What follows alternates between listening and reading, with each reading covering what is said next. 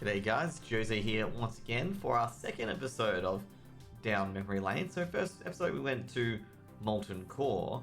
Now the next episode we're going to go down to a familiar place, you know, just a little train ride, flying ride array. We're going to go to the other raid in the Black Rock Spire, which is going to be Blackwing Lair. So Blackwing Lair, similar to Molten Core, on the Horde side, you used to gather up back in the old days. Just outside of Kargath and made your ride down, but instead you went your way up the chains instead of down the chains to Molten Core instead. Alliance still used Thorium Point as their gathering point, as I pointed out in the last video of Molten Core. They used Thorium Point and they rode down to the fortress as well. And I'm thinking maybe this time we can recreate that bit of the magic on what went on in the Molten Core raids. You know, when you got ready to go, and obviously we're going to be starting at the original spots. Because obviously Kargath in Cataclysm is completely and utterly annihilated. And as you can see, there's new Kargath here. Unfortunately, the old raids are ye old raids for a reason. And we'll make our way down there. So let's just go here. So let's recreate the ride, the epic ride. Only if there's some epic music to go with it, but at the moment we have some chill time music. And what we're going to do is we're going to get on our Water Strider. A mount that was definitely not in the game during this time. But pretty much you made your way like this through the roads of Kargath, and away we go. So this is kind of like the epic ride that you went through every time you did a raid on the Horde side. You basically go as a 40-man, just in case there's another Alliance guild at the same time, because, you know, of course, PvP servers are the only servers that you went on, and essentially you just rode like this, as I said before, and then, you know, you go through here like this. Also, during the leveling process as well, I usually do this route as a speed leveling, as there's a quest here for Lunk. And basically with Lunk's quest, you can get a lot of things done. Also, at the same time, in Classic with Lunk, he's actually in the site itself. So basically just go along here. So these guys, you know, they're 61, 60. But back in the old days, they were like 44, 45 and could still aggro on you as well. And yeah, so you just go along this little route. And then you get into the Spire itself. Now with Blackwing Lair also had an achievement as well. So it had a pretty easy achievement, a lot easier than Molten Core. And actually, not a lot easier than Molten Core, a lot easier than a Nixia chain. The Nixia chain requiring like a 14 quest chain. Simply for Blackwing Lair, all you had to do was get a letter from a guard outside Black Rock Spire. And I'll show you guys that now before we get in. And then basically you just accept it and you had to kill Drakisaf, and that's all you had to do in your Blackwing Lair attunes. In the old days as well, before Cataclysm, actually before Warlords of Draenor, you could actually get into Blackwing Lair via Upper Blackrock Spire after you defeat Rend. However, that's been changed in WoD as the instance has been upgraded with Zayla being the final boss, and you can no longer get into Blackwing Lair. Now, so for the Blackwing Lair tree, we're going to, you know, show off that and show off how to get into Blackwing Lair. Back in the old days, so previously you couldn't mount up in these areas, and this has long had changed. So you better get off mount and better get into Blackwing Lair. So basically, instead of going down, alternatively you could have actually just jump down instead to the bottom. I think it's on this side you can actually jump down to MC. Instead, you'd be on the opposite end, and if you want to summon people, you can summon people at the mini stone there. But you would go up here instead, and you make this jump here. You don't have to double jump, you can single jump as well. Alternatively as well, I think you can make the other jump on the other side. But I think you're going to go through here as well. Like you can just drop down through here and run up through here. Just in case you mess it up and you're not confident with it. And you make your way up here, like this little jump here. And then you jump in like this. And then bam, you know, you're in. So to get the attunement, what you have to do, you have to go all the way down this way. So you have to keep running across down here. And one of the ads in here drops something. Alternatively, I think, actually, no, it's not here. This is how you get in. There's another little nook down here. I'm trying to find it. Let me see if I can find it for you guys. 2 seconds.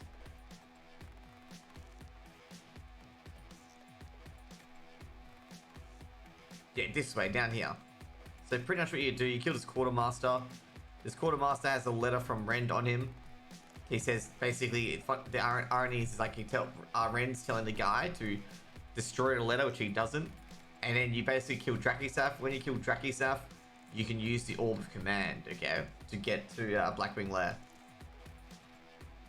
So here we go. So this is the Blackwing Lair loading screen. And I hope you guys are all ready for it. So the first boss was arguably the most hardest boss of Blackwing Lair, like a big step up from Ragnaros, which is Razor Gore the Untamed. So what you do basically to start the fight is that you usually have 4 rogues, because rogues are pretty pointless in this fight.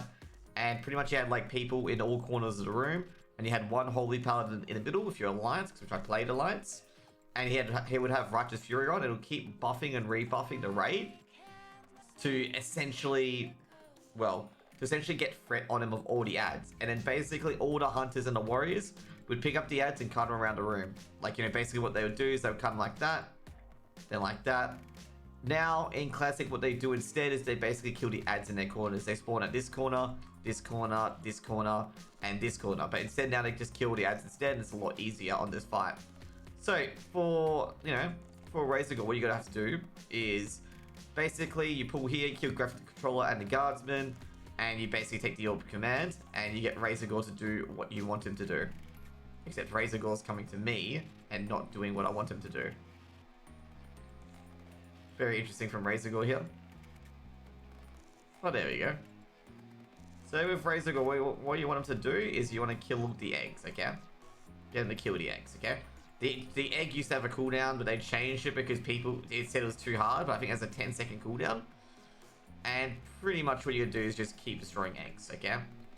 So this is like a sped up version in Cataclysm because people said it was too hard, but you got like a 10-second cooldown on the eggs. And basically there's mobs that can attack you called mages. And basically what you need to do is you need to kill all the mobs at its spawns. And if you don't, like if a mage gets close to the guy MCing, as you can see here's a mage approaching me, the person will be propped out of it. And basically the debuff used to be I think a 2-minute debuff that you couldn't MC Razor Gore again if you got kicked out, okay? So essentially you had 4 rogues there basically doing the egg work and controlling Razor Gore as long as they could. Once all the eggs were killed, which will be done very, very shortly, you want to do the fireaway eggs before you do the closer eggs, because you want to be able to taunt Razor Gore, essentially when Razor Gore is released, because Razor Gore generates a lot of threat to the rogues that are also mind controlling. And that's what you don't want to have. You don't want to have the rogue that's MCing immediately get killed by Razor Gore as soon as they get in. Okay, so basically what will happen is that, you know, he'll become un-MC'd, tank will have to taunt it immediately, the rogues can vanish, so that makes it a lot easier. Next up we get to the next hardest fight, which will be Veilstress, the Corrupt. And this is like the first fight that required a lot more DPS. Like this was a massive DPS check. By the way guys, if you, like I'm doing killing the technicians, why you want to kill the technicians is like in the future you want to get the Hourglass Sand, which basically helps you for a future fight in Blackwing Lair, namely Chromagus. And also the last time for Veil as well. Or not for Veil. It also, they drop Elementium Ore as well, which you do need for Thunder Fury. See the Elementium Ingot there? You need this for Thunder Fury. So if you're trying to farm Thunder Fury, you want to kill those technicians. They're the only people that can drop it. So basically, Veilstress, you may know him from Lore Blackrock Spire. He makes you the key to get into Uberus. And this is the first fight where you have infinite resources. So basically, every healer just spams all the magical abilities, or all their top abilities, and they don't lose mana. They also, however though, there'll be a debuff called Burning Adrenaline, which slowly reduces your health HP over time, but all your spells are instant. So, you know, you got the Pyroblast, your Starfalls and stuff like that your mages and stuff like that will use. And essentially on this fight, it's just basically a Zergenberg from 30% onwards, and it gets significantly easier once you drop it below 20%. However, another mechanic is that every single tank after 30 seconds will get Burning Adrenaline, and Veilstress is also untauntable, which means you've got to have multiple tanks with similar threat table and everyone dropping that threat at every early circumstance. Otherwise, you could essentially have, you know, a problem on your hands where Veilstress will go and kill DPS instead. So both got to faint. I'm not sure what mages are meant to do, but you got multiple abilities to make sure your threat is reduced and make sure you're not higher than the next tank on the table, because if you are, you'll most likely have Veilstress for even a raid and probably wipe it. Also at the same time with Veilstress, you had everyone like stack on the sides, and if you got Burning Adrenaline, you just went to the back of the room to die. By the way, you can't avoid this, you can't bubble it or ice block it just reduces your health to 0, as Burning Adrenaline reduces your health by 5%. I think it's over every 2 seconds until death, basically. So, you know, you can't avoid it, okay? You can't avoid it at all. Now, Veilstress as well has also some interactivity with the AQ40 chain. is that it's for the red shard. You have to collect the red shard very, very quickly. You know, you basically have to complete, it's a speed run to do BWL. So with the next part is called Suppression Room. So Suppression Room was basically what you had to do is you pulled the hatches, I believe, out, and the Taskmasters, and then once they were all brought out, you basically wandered your way out, because the hatches and the Taskmasters do not respawn, but the whelps do. So it doesn't matter how many whelps you kill, you can bring as many whelps as you can, but you need to make sure that all the Taskmasters and others were dead, and then you went through the Suppression Room. So what you did first of all was basically AoE them at that first nest down here, and then basically disarmed the traps and made it all the way here. And then basically this is like your breather room. You basically have 2 rogues disarmed the tracks here, and essentially what you do is you AoE all the remaining whelps here, and then you make your second run up to here. So as you can see here, it's having a doozy of a time as well. So during this time as well, you want to go back to your safe spot, kill the hatches as per usual, as I said before, and then go to the second nest, I believe. So second nest, and that's when you pull all your other hatches, okay? The main reason why you do that is because there's only 1 trap to disarm at the second nest, and you got a lot more room, because some of these mobs have AoE abilities, okay? Some of these mobs have AoE abilities, and you don't want to be slow non-stop by the suppression machine, okay? So then you pull all your hatches here, and then you make your way to Broodlord Lash Lair, where you pull it to the nest to the right. So I'm trying to desperately get to it.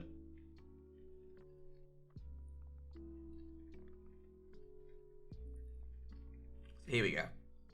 So basically you do this, you basically, get the suppression trap down, and then basically what you do, you pull Broodlord Lash Lair to the right, and everyone goes in this area here, so they won't be affected by the suppression room. Like, you do not want anyone to being hit by this.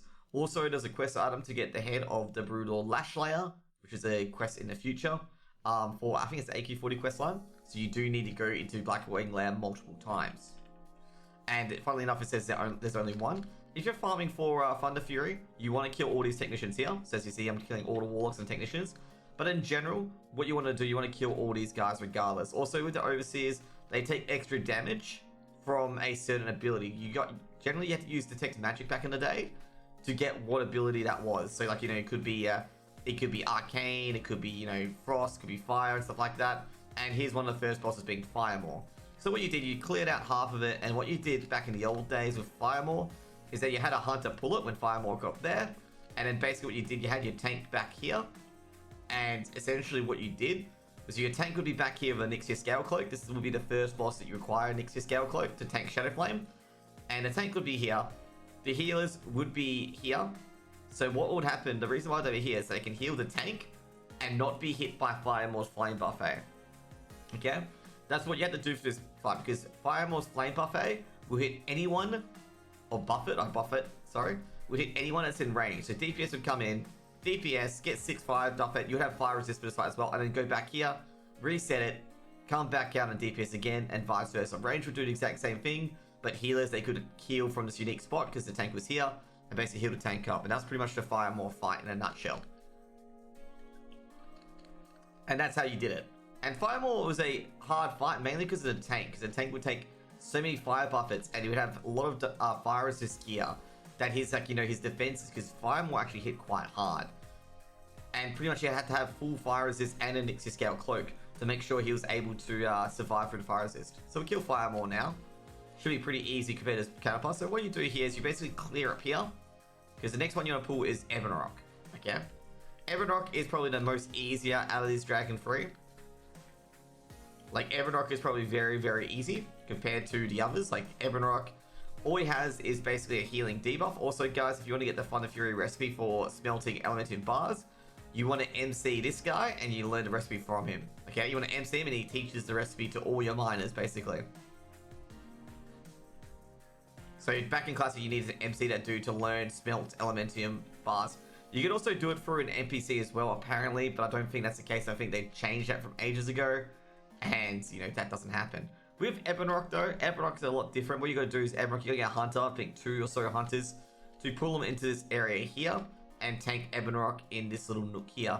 The main reason for this is that he has a wing buffet, which basically knocks the tank off the aggro table, and you also want the tanks to be facing this way, so Ebonrock doesn't get a chance to whack the tank across the room, and potentially Shadow Flame the raid. Okay, you don't want that to happen, because if you Shadow Flame the raid, it's gonna wipe. Everyone's gonna die. So after a while, Ebonrock casts a Veil. It's a curse that Ebonrock will heal every time he hits a person. It's like a 5 or 10% heal. You want to taunt the boss of Ebonrock. Okay, and Ebonrock is the multiple tank fight. And then when you kill Ebonrock, it's fairly easy to deal with the curse and the Veil. And yeah. Next one is Flame Gore, and you want to tank him up here. Flame Gore, all you have to do is trank shot him. He enrages regularly, and he also has Shadow Flame as well, but you have to just point him away from the raid. And it's pretty simple. Like, just get trank shot right and it'll be all good to go. So next one will be Cro-Magus. So Cro-Magus is a unique raid boss, is when you pull the lever, you aggro Cro-Magus. So Cro-Magus actually depends on what dragons are active. And what dragons are listed here as dead are not rotated to ones that are active. You actually have to check Cro-Magus on which ones are going to be active. So all of them are quite easy other than time lapse, okay? If Cro-Magus has time lapse, then it's a lot more different. Also, Cro-Magus has elemental shielding as well. So basically, he'll announce that he shimmers, and he'll basically change, his elemental weakness during the raid. So basically, if it's fire or frost, you go out there and take it. So there's 5 debuffs on Cro-Magus. I'm trying to remember them, so I'll go into the Dungeon Journal to give you a brief idea of it. And I believe there's Ignite Flesh, there's a Poison Breath, and there's multiple different ideas like Fire Breath, Ice Breath, and stuff like that. And also, during the fight as well, there'll be Brood Essences that'll be randomly put on players. And this is known as the Decursive Fight, because all you did as a healer was constantly decurse, dispel, and whatever. But there was one essence called the Bronze Essence that you can only get rid of with the Outer Sand Glass. As I alluded earlier and showed you guys, the Outer Sand Glass, you can only get rid of it via that. And pretty much this fight was just a dispel check and making sure no one got all 5 Dragon Essences. If someone got all 5 Dragon Essences, they would basically get MC'd and go insane. But you can mitigate this mechanic by DCing. And that's what some people did. So if they got MC'd, they immediately Alt F forward. So pretty much with Cro-Magus, you just kill him. Also, a little note as well, now on, Cro-Magus has a little hidden pet called Chrominius, and I highly recommend that you go get it as well. Cro-Magus was a difficult fight with time-lapse, because time-lapse would immediately freeze everyone in the room for 8 seconds. And you had to have people be LOS to dodge it, so they could heal the tank. And the tank could not dodge, parry, or anything like that, so you just basically spam the tank for 8 seconds. So anyone LOS would be, time-lapse for 8 seconds. And not to mention, as well, that the tank would lose all threat. Okay? So you had to have multiple tanks being in there, building up threat, and one tank go LOS to try and keep your tank alive for your tank, couldn't handle it. Also, if you want your DPS to reduce your threat, you just get stuck in a time lapse instead, and their threat is now 0. So it's also a threat reducing mechanic for the DPS as well, and the healers too. And it can also result in Cro-Magus being, released outside. So anyways, here's Nefarian, the last guy of the last dungeon. So pretty much at this stage of the raid, everyone needs to have an Elixir Scale Cloak. If they do not, they will die in this fight. You cannot dodge the Shadow Flame that he does, okay? So pretty much with this fight is that you basically kill these Draconoid from relative areas. What you generally had is you had multiple mages, frost mages especially, in different areas. And you would have them outside these areas here. These also, Draconoids gave you a nice little debuff, which you had to dispel. The Ruby one was probably the worst, because it's just building up fire damage. So basically you had 2 mages, constantly frost over, and you would multiply AoE these guys down at the end. You have 2 teams, like 2 tanks in each one, and essentially AoE these guys down. As soon as you killed 40 of these guys, basically in a fire, and you'll come out and Shadow Flame the raid. If you do not have an Elixir Scale Cloak, you'll die 100%. There used to be a glitch where you could hide behind Nefarian's throne, and you'd be completely and utterly immune to his abilities. By the way, guys, there's little skeletons that are being created every time we kill one. Those will be shown a bit later. So anyways, Nefarian comes down. He'll say burn, you wretches burn, and basically Shadow Flame the entire raid. If you're behind the throne, you might be able to mitigate it. So Nefarian has the most iconic ability in WoW, which is the class calls. So he had a class call system, which basically got certain DPS types to do certain things. So we'll describe that now here. So warriors will be switched to Berserker stance. Rogues will be teleported in front of the boss and rooted for 20 seconds. Simply a tank will just have to turn the boss around so the rogues can get breathed upon. Mages basically casted empowered polymorph on other people, so everyone would turn into giraffes and bulls and stuff like that. It was pretty hilarious. Warlocks would summon a bunch of infernals. This was the most dangerous one, as basically the Infernals would stun as well, and essentially you needed to gather all the Infernals and aim them down or banish them as quickly as you could, because they could basically wipe your raid like that. Priest was a weird one, where basically every heal they did became corrupted healing. So basically at that stage the Priest would stop healing and they wouldn't do anything. And the most hilarious one is the Hunter one, okay? There's also a macro developed for the Hunter one as well, so their bow wouldn't break. But you had to de-equip your bow, otherwise Nefarian would break your bow, okay? It'd be like Hunters and your annoying pea shooters and immediately break your bow. Some Hunters had multiple of their weapons, so just in case their macro fucked up or they didn't have the macro, they would switch out to another weapon if it broke during a fight. They also include another one for Druids. Yep, Druids, they get out as Druids just turn into kitty form, and pretty much you have the DPS in cat form, or you can sit in the corner either, it doesn't really matter. Generally for my guild, we just sat them in the corner just doing the dance of the cats, which they had none. And it was actually quite humorous at the end of the day with some of these abilities that Nefarian gave out. So they also gave one for DKs as well. DKs got gripped in, and Demon Hunters stayed in Metamorphosis forever, basically. They said Metamorphosis and couldn't do anything. And I think Monks was something different. I think it was Touch of Karma on themselves. Shamans also dropped Rogue Wind Fury totems for Nefarian. You need to kill those immediately. And Paladins, you can't forget Paladins. Paladins basically gave a bop to Nefarian, okay? And I gotta say, now that wasn't very fun when your rogues and mages, when your rogues couldn't DPS purely because of Blessing of Protection. But I could imagine that Nefarian having Wind Fury would be fun either, as your tank could possibly get one shot by a Wind Fury proc. But anyways, that's pretty much it. That's pretty much it for Blackwing Lair, guys. Thank you guys for watching my video today. Subscribe below. You can also watch me on Twitch and check out my updates on Twitter as well. And have a great day, and hope you guys enjoyed your time in Blackwing Lair. See you guys. Wait, hang on. See you guys later. See what we got. Ooh, we got an Edge of Chaos. Damn, that's actually quite rare, an Edge of Chaos. A lot of people want that. And also, oh, I got a Storm Rage and a Touch of Austin as well. You also get the same thing as well in MC. You get a whole bunch of blues as well.